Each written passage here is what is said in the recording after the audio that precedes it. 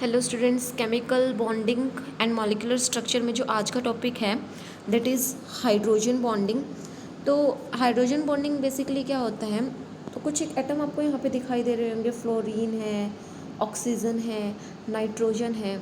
ठीक है, तो यहाँ पे हाइड्रोजन क्या है, इलेक्ट्रॉन डेफिशिएंट है।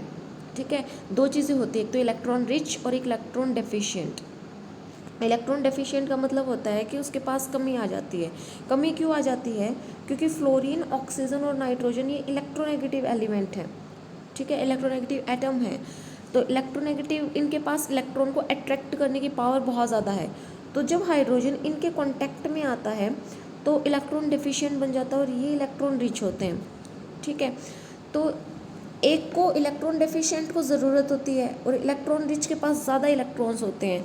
तो आपस में एक इस तरीके से बॉन्डिंग बनाते हैं कि दोनों एक दूसरे की ज़रूरतों को पूरा कर लेते हैं। ठीक है, तो यही है आपकी हाइड्रोजन बॉन्डिंग।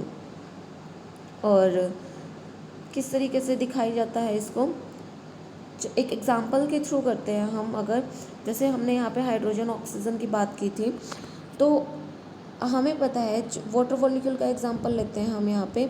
तो ऑक्सीजन यहाँ पे क्या है, इलेक्ट्रॉन रिच है।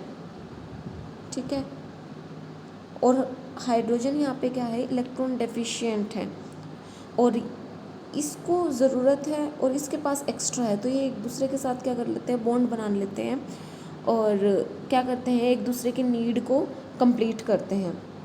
ठीक है, और ये जो बॉन्ड होता है, strong electrostatic force of attraction होता है। क्यों होता है? क्योंकि इसके अंदर एक जगह पे पार्शियल पॉजिटिव होता है, एक जगह पे पार्शियल नेगेटिव चार्ज होता है। जैसे आपको यहाँ पे दिख रहा होगा, यहाँ पे क्या है, एक जगह पार्शियल पॉजिटिव चार्ज है और दूसरी जगह पार्शियल नेगेटिव चार्ज है। ठीक है, तो ये जो बॉन्ड होता है वो काफ़ी स्ट्रॉन्ग फोर्स होता है। और कंडीशन की क्या क्या ज़रूरत होती है हमें, तो सबसे पहले जो कंडीशन है हाइड्रोजन बॉन्डिंग के लिए, कि हमें इसके लिए इलेक्ट्रोनेगेटिव एलिमेंट की ज़रूरत होती है। ठीक है, इलेक्ट्रोनेगेटिव एलिमेंट जैसे कि नाइट्रोजन, ऑक्सीजन, फ्लोरीन। ठीक, दूसरी चीज़ क्या है, जितना ज़्यादा इलेक्ट्रोनेगेटिव होगा उतना ही ज़्यादा जो है पोलराइज्ड होगा मॉलिक्यूल और उतनी ही स्ट्रॉन्ग बॉन्डिंग बनेगी। ठीक है, और साइज़ जो है इलेक्ट्रोनेगेटिव एलिमेंट का वो स्मॉल होना चाहिए और स्मॉल जितना होगा उतना ही इलेक्ट्रोस्टैटिक अट्रैक्शन उसके अंदर ज़्यादा होगा। अब टाइप्स करने से पहले हमें ये समझना ज़रूरी है कि एक्चुअल में क्या होता है। अगर हाइड्रोजन बॉन्ड है तो उससे क्या होगा। ओके, तो सबसे पहले जो है ना, हाइड्रोजन बॉन्डिंग की वजह से जो बॉइलिंग पॉइंट है वो बढ़ जाता है, इंक्रीज़ हो जाता है। उसके बाद है फिज़िकल स्टेट की। अगर हम बात करें तो फिज़िकल स्टेट होगी या तो लिक्विड होगी या फिर सॉलिड होगी। जिसके अंदर हाइड्रोजन बॉन्डिंग है उसकी फ़िज़िकल स्टेट या तो लिक्विड होगी या फिर सॉलिड होगी। और सॉल्युबिलिटी की बात करूँ मैं, तो सॉल्युबिलिटी क्या हो जाती है, वो ईजिली सॉल्युबल हो जाते हैं। ठीक है, तो एग्जांपल के थ्रू समझते हैं कि एक्चुअल में क्या होता है। सबसे पहली बात हमने क्या लिया है, बॉइलिंग पॉइंट की बात करते हैं। ठीक है, तो बॉइलिंग पॉइंट के अंदर एग्जांपल लेते हैं। जैसे हमने एक तो वाटर मॉलिक्यूल ले लिया यहाँ पे। ठीक है, तो वाटर मॉलिक्यूल का बॉइलिंग पॉइंट हमें पता है कि 100 डिग्री सेल्सियस होता है। ठीक है, एक और एग्जांपल ले लेते हैं यहाँ पे इथेनॉल का। इथेनॉल का जो स्ट्रक्चर होता है C2H5OH। अब इसके अंदर भी ऑक्सीजन है और इलेक्ट्रॉन डेफिशिएंट है, इसके अंदर भी एक ऑक्सीजन है, इलेक्ट्रॉन डेफिशिएंट है। ठीक है, इलेक्ट्रॉन रिच और इलेक्ट्रॉन डेफिशिएंट दोनों चीज़ें हैं। ये भी हाइड्रोजन बॉन्डिंग बना रहा है और वाटर मॉलिक्यूल भी हाइड्रोजन बॉन्डिंग बना रहा है। ठीक है, इसका बॉइलिंग पॉइंट 80 होता है, इसका बॉइलिंग पॉइंट 100 डिग्री सेल्सियस होता है। तो क्यों है ऐसा? जिसका बॉइलिंग पॉइंट, अब इस मतलब इसका फोर्स ऑफ अट्रैक्शन ज़्यादा है, इसलिए इसको वेपर फॉर्म में कन्वर्ट करने के लिए हमें ज़्यादा एनर्जी की ज़रूरत होगी। इसका 80 है, इसका मतलब ये थोड़ा जल्दी हीट देने पे इवेपोरेट हो जाएगा। ठीक है, तो जो इथेनॉल है उसका कम बॉइलिंग पॉइंट है। क्यों कम बॉइलिंग पॉइंट है? तो इसका स्ट्रक्चर को अगर हम ध्यान से देखते हैं तो यहाँ पे कुछ इस तरीके से है। कार्बन, 2 कार्बन है, एक ऑक्सीजन एंड देन हाइड्रोजन। ठीक है, अब यहाँ पे ऑक्सीजन इस हाइड्रोजन के साथ कनेक्टेड है और दूसरी तरफ एक कार्बन के साथ कनेक्टेड है। यहाँ पे हाइड्रोजन तो इलेक्ट्रॉन डेफिशिएंट है लेकिन कार्बन नहीं है, ठीक है। लेकिन अगर हमें ऑक्सीजन की बात कर रहे हो यहाँ पे, तो ऑक्सीजन में देखोगे तो इस तरफ भी क्या है, इलेक्ट्रॉन डेफिशिएंट है और इस तरफ भी इलेक्ट्रॉन डेफिशिएंट स्पीसीज है, ठीक है। तो क्या करता है कि हाइड्रोजन के पास पॉसिबिलिटी होती है कि दोनों तरफ से क्या बना सकता है, हाइड्रोजन बॉन्डिंग बना सकता है। ये इधर से भी बना सकता है, इधर से भी बना सकता है, ठीक है। किस तरीके से बना सकता है, जैसे मैंने क्या लिया है, ऑक्सीजन है, ये हाइड्रोजन है, ये हाइड्रोजन है, दूसरा एक और मॉलिक्यूल है, तो ये इसके पास 2 इलेक्ट्रॉन है और ये इसके साथ ईजिली डॉट डॉट करके शो करते हैं हम इस तरीके से इस बॉन्ड को।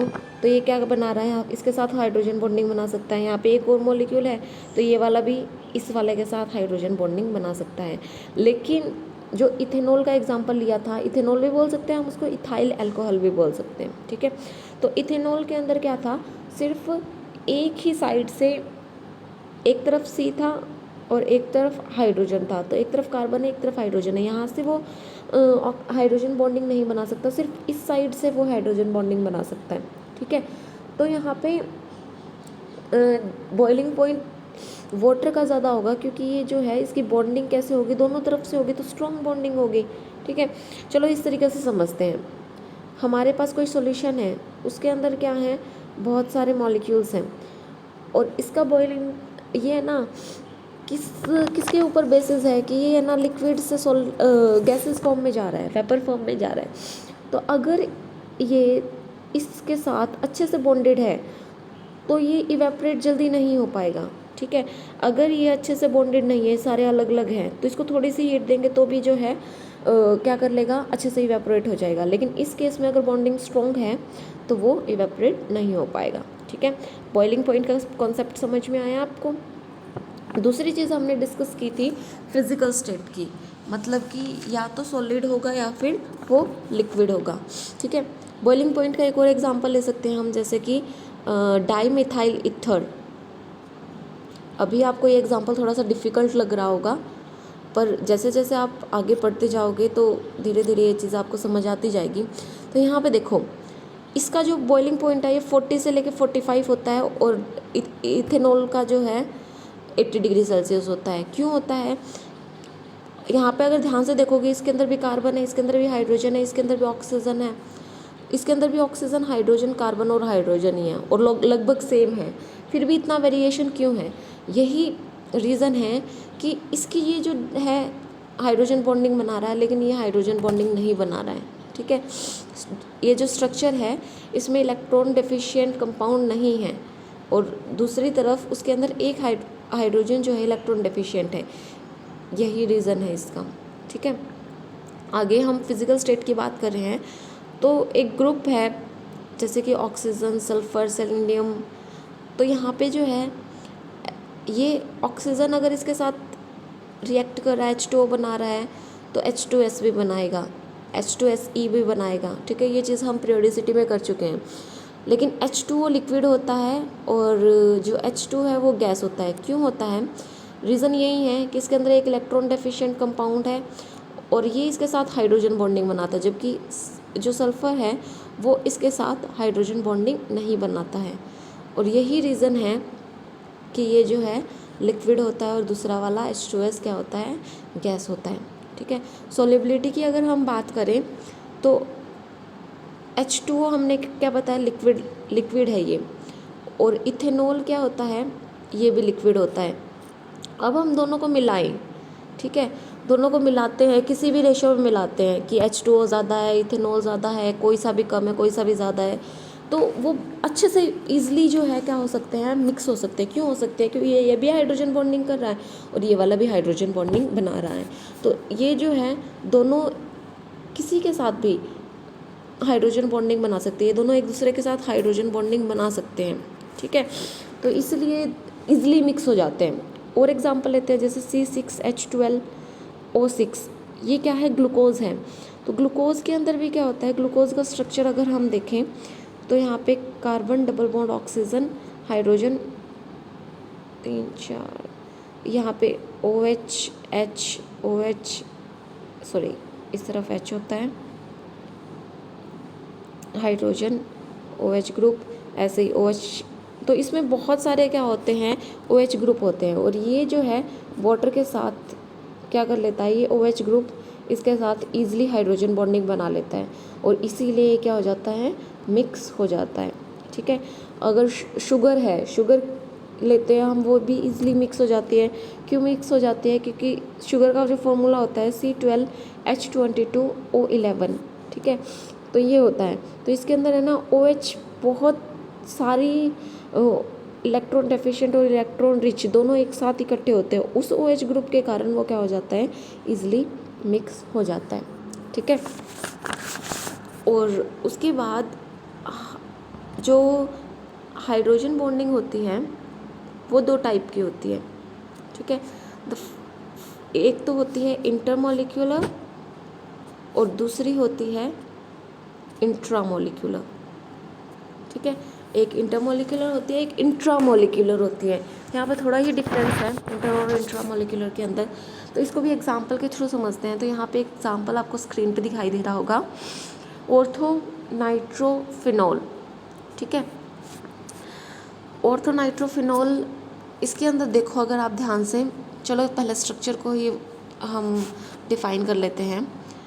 तो यहाँ पे क्या है, अगर ऑर्थो सबसे पहले क्यों बोल रहे हैं, तो मैं ये लास्ट की वीडियो में भी शायद आपको बताया था कि जब दो ग्रुप लगे हुए हों, पहला ग्रुप यहाँ पे लगा हुआ है सपोज, दूसरा ग्रुप यहाँ पे लगा हुआ है इस पोजीशन पे, तो दोनों के बीच में कोई गैप नहीं है, तो उसको हम बोलेंगे ऑर्थो। अगर दोनों के बीच एक का गैप है, मतलब पहला यहाँ पे लगा हुआ है, दूसरा यहाँ पे लगा हुआ है, तो ये हो जाएगा मेटा। और अगर तीन का ग्रुप है, तीन का डिफरेंस है, अगर 1 2 3 3 छोड़ के यहाँ पे लगा हुआ है, तो इसका मतलब क्या है, वो पैरा हो जाएगा। ठीक है, अब यहाँ पे दो ग्रुप लगे हुए हैं, एक तो यहाँ पे, दूसरा यहाँ पे, दोनों के बीच में कोई गैप नहीं है, तो इसलिए हम इसको क्या बोल रहे हैं, ऑर्थो। ठीक है, फिनोल की बोल रहे हैं, अगर बेंजीन है, बेंजीन के ऊपर OH ग्रुप लगा हुआ है, तो डायरेक्टली OH ग्रुप जो लगा होता है उसको हम बोलते हैं फिनोल। ठीक है, और NO2 ग्रुप जब लगा होता है तो उसको हम बोलते हैं नाइट्रो। ठीक है, तो इसलिए हम इसको बोल रहे हैं ऑर्थो नाइट्रोफिनोल। अब इसको ध्यान से देखोगे तो यहाँ पे आपको ये वाली एरो नज़र आएगी। इस एरो का क्या मतलब है, हम बात कर चुके हैं कोऑर्डिनेट बॉन्ड। अब कोऑर्डिनेट बॉन्ड क्यों है, अब यहाँ पे नाइट्रोजन है, 5 इलेक्ट्रॉन है उसके पास, 5 में से 3 इसने बॉन्ड बना रखे, 3 बॉन्ड, और अब ये बिल्कुल स्टेबल है, इसका ऑक्टेट कंप्लीट है, लेकिन कहीं से जो है ऑक्सीजन आता है और क्या कहता है कि तेरे पास तो भाई 2 इलेक्ट्रॉन्स एक्स्ट्रा हैं, क्योंकि नाइट्रोजन के पास 2 लोन पेयर रहते हैं। तो ये कहता है कि अगर तू मेरे पास शेयर कर लेगा तो मेरा भी काम हो जाएगा और तू भी अपना आराम से बैठ जाइयो। तो ये क्या करता है, इसके साथ कोऑर्डिनेट बॉन्ड बना लेता है, जिसको हम इस एरो से शो करते हैं। ठीक है, तो यहाँ पे अगर ध्यान से देखोगे तो एक OH ग्रुप है और एक ये नाइट्रो ग्रुप है। ठीक है, अब ऑक्सीजन वही इलेक्ट्रॉन रिच है स्पीसीज, और हाइड्रोजन का बुरी हालत हो रखी है। क्यों हो रखी है, क्योंकि इस वाले ऑक्सीजन ने इसके सारे इलेक्ट्रॉन अपनी तरफ खींच लिए। अब ये बेचारा इलेक्ट्रॉन का मारा, ये मदद मांगता है इस वाले ऑक्सीजन के साथ। तो ये आपस में ही देखो, एक ही मॉलिक्यूल है और आपस में ही क्या कर रहे हैं, ये बॉन्डिंग बना ली इन्होंने।